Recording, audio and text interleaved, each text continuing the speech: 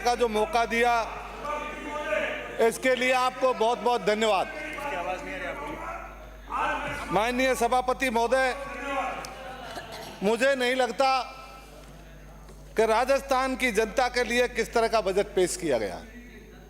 इससे पूरी जनता को बहुत निराशा मिली है और सिर्फ कागजों में जो लेखा जोखा आपने सदन के सामने रखा है, ये जनता को गुमराह करने वाला है।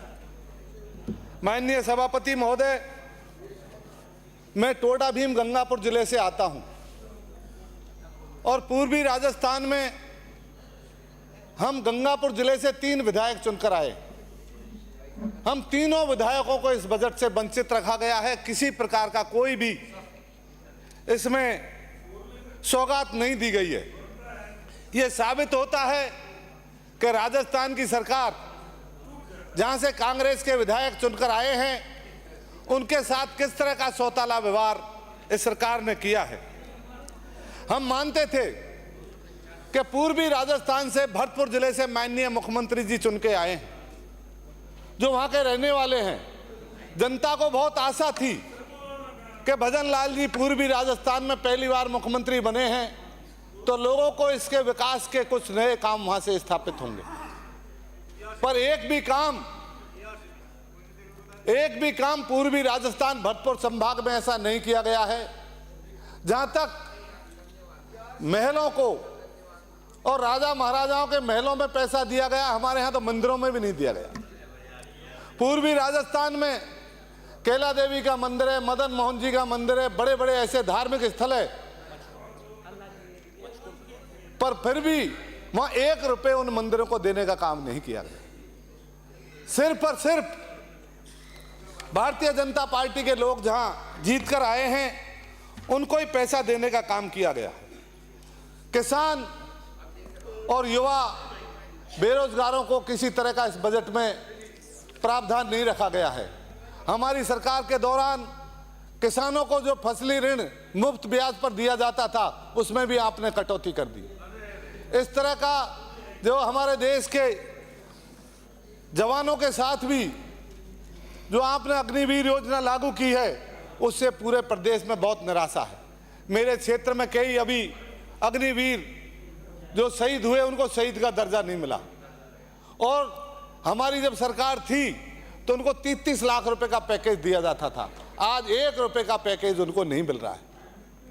राजस्थान में कह रहे कि बजट में कह रहे कि 4 लाख युवाओं को नौकरी देंगे, जबकि बैकलॉग 1,87,000 ही है।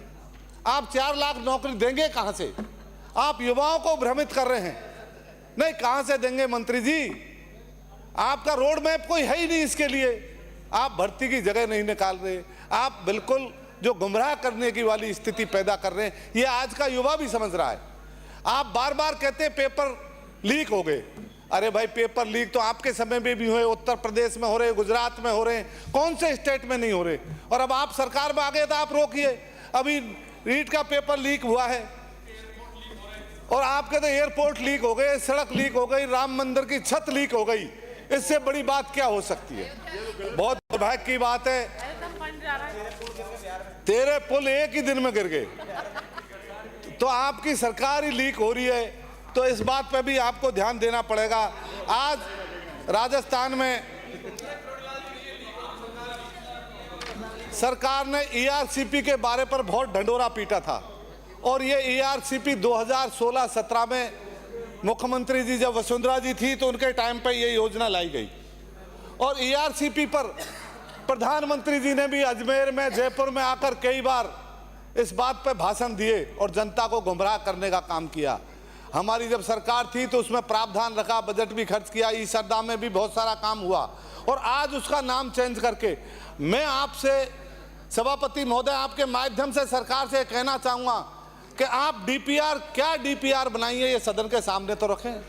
आप फालतू का ढिंढोराबाजी कर रहे हैं और लोगों को गुमराह कर रहे हैं। ईआरसीपी के नाम पे लोगों को यही पता नहीं कौन सा एरिया इसमें जोड़ा है, कौन से तालाब जोड़े हैं। तो इसकी डीपीआर को एक बार सदन के सामने रखें और हमको भी बताया जाए, सभी विपक्षी विधायकों को बताया जाए कि डीपीआर में हमने ये नया तैयार किया है। साथ मैं आपके माध्यम से बिजली, हाँ मंत्री जी की बात कर रहे हैं कि भाई आदिवासियों के साथ बहुत भेदभाव हो रहा है। अरे आदिवासियों के साथ तो करोगे ही। हमारे आदिवासी मंत्री सम्माननीय किरोड़ी लाल जी को नहीं बख्शा, आप और आदिवासियों को क्या बख्शोगे? किरोड़ी लाल जी की वजह से ये सरकार आप सत्ता में आई, आप लोग सत्ता में किरोड़ी लाल जी की वजह से आए। आज उनकी क्या हालत आपने कर दी। उनके काम नहीं हो रहे, उनकी मुख्यमंत्री नहीं सुनता, मंत्री नहीं सुनता, चीफ सेक्रेटरी से उनको काम कराने के लिए जाना पड़ता। चीफ सेक्रेटरी से कई बार उन्होंने बात की है। तो जिस तरह के हालात आपने प्रदेश में पैदा किए हैं, आदिवासियों की बात तो बहुत है। इस देश के मूल निवासी लोग आदिवासी अपनी बात समाप्त करें। अनादिकाल से रहने वाले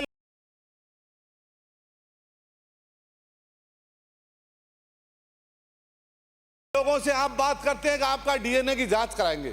क्या दुर्भाग्य की बात है। हमारे आदिवासी मंत्री भी यहां बैठे हैं, कभी इनने एक शब्द इसके लिए नहीं कहा।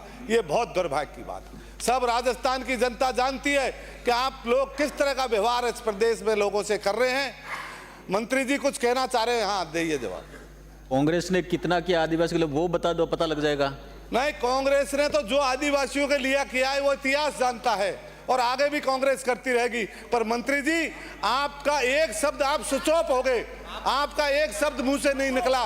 ये बहुत दुर्भाग्य की बात है। एयरप्लेन मोड पे, और आप एयरप्लेन मोड पर बैठे रहते हैं। आपको आदिवासियों के आपने जन्म लिया है तो आपको भी बोलना चाहिए। और आपके बगल में बैठने वाले कहते हैं कि इनकी डीएनए जांच कराएंगे। इससे बड़ी अमृतलाल मीणा, मैं विराजमान सदस्य, आपका समय समाप्त हुआ।